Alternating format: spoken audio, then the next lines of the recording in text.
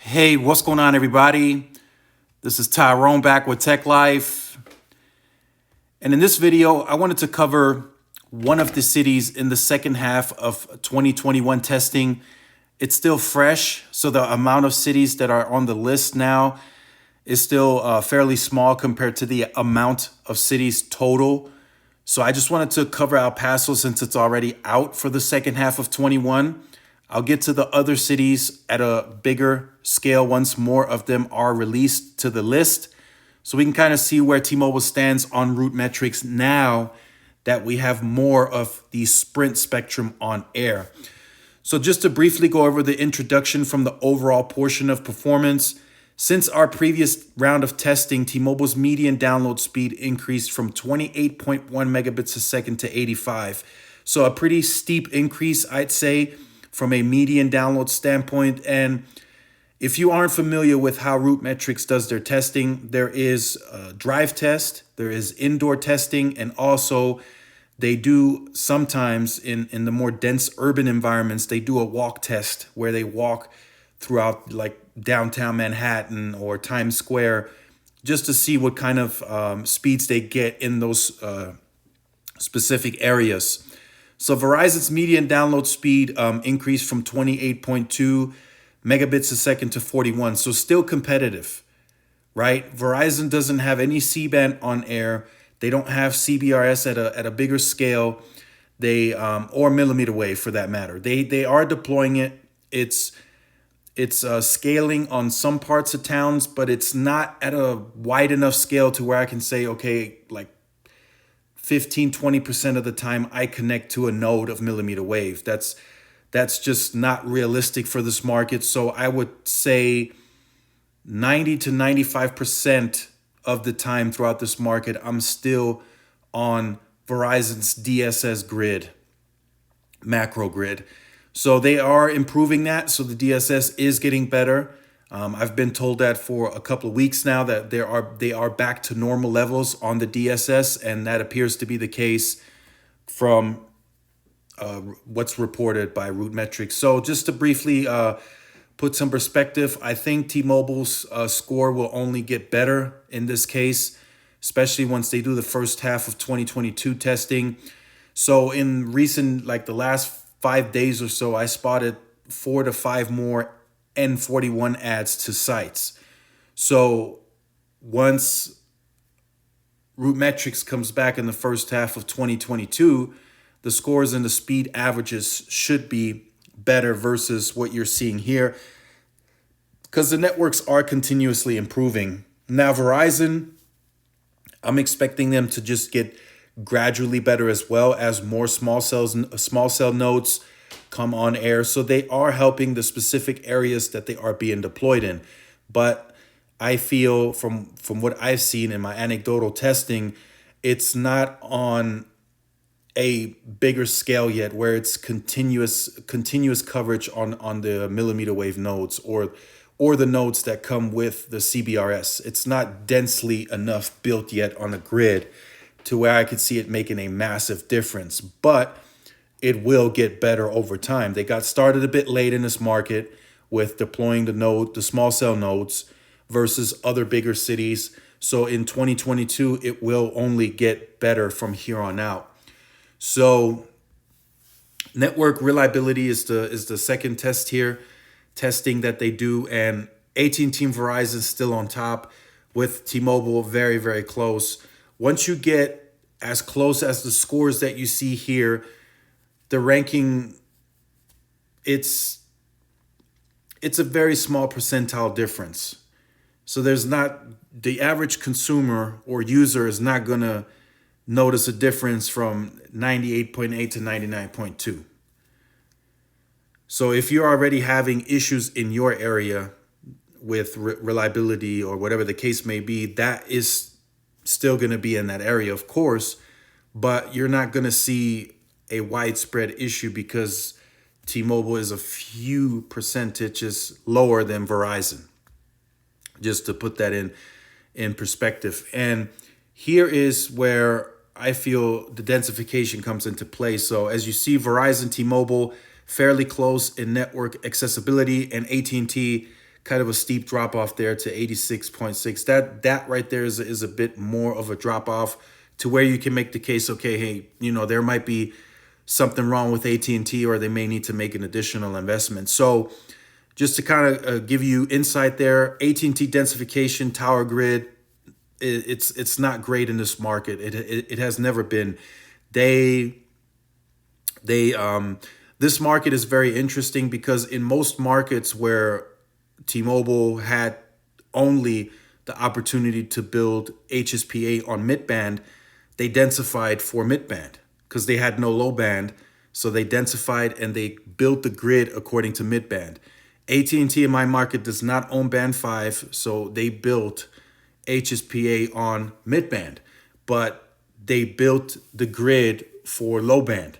So they have a lot more work to do in this market to become competitive, more competitive relatively to what you're seeing on the scores.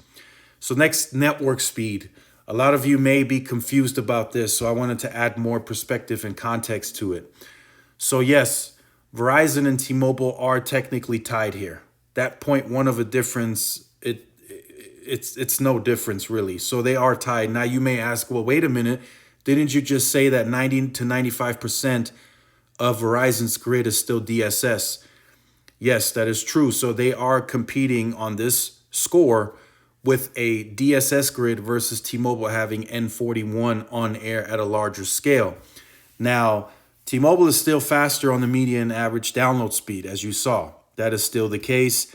That remains to be the case as T-Mobile scales N41. Now, with this, there are several other factors that play into this testing. It's not just the downlink and the uplink.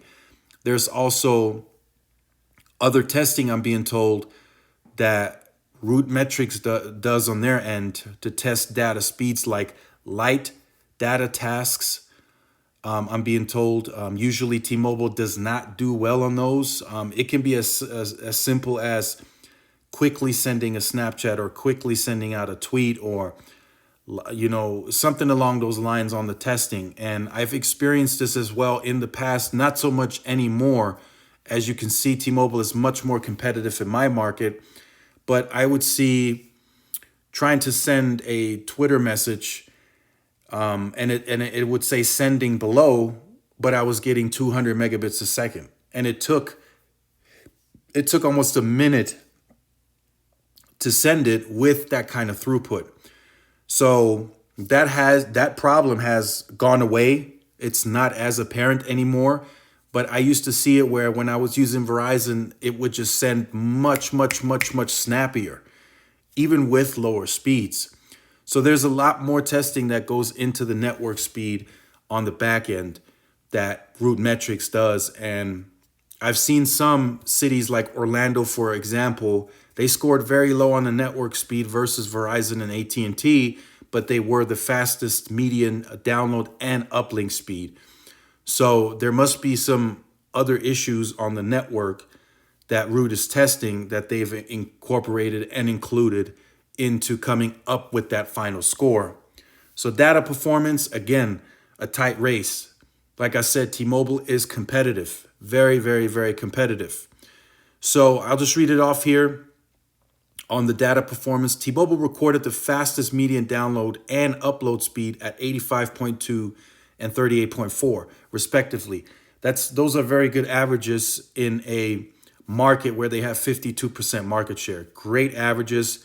And this fares right along with what they said they would offer with home internet, right? They said they would offer around 100 megabits on average for the home internet customer. Well, in this market, they seem to be able to get close to that, in many cases faster depending on the time of day. So then at T-Mobile's median download speed, 85.2.